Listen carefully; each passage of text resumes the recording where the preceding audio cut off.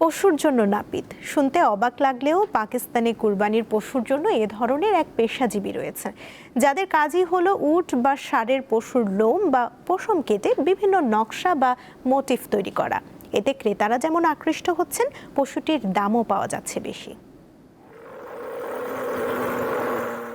দলে দলে উট নিয়ে মালিকরা অপেক্ষা করছেন পশুর নাপিতের সিরিয়াল পেতে। কাটানো হবে তাদের লোম বা পশম, কেননা সামনে ঈদ। তাই কুরবানির পশুকে আরো আকর্ষণীয় করতে আর দামটাও একটু বেশি পেতে এই প্রচলন দেখা যায় পাকিস্তানে।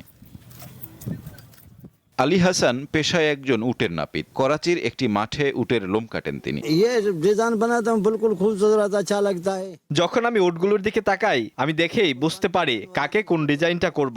ছোটবেলা থেকেই এই কাজ করি, এই শিল্পটাকে আমি খুবই ভালোবাসি।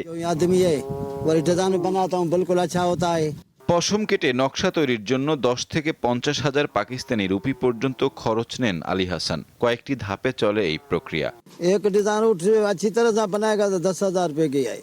পশম কেটে রিলি বা বিভিন্ন ঐতিহ্যবাহী সিন্ধি নকশার মতো সুন্দর প্যাটার্ন তৈরি করা হয়। চাকচিক্য বাড়াতে ব্যবহার করা হয় মেহেদি।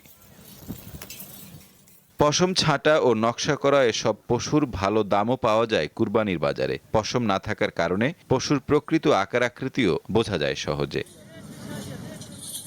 সাইফুর রহমান শিশির, দীপ্ত বার্তা কক্ষ।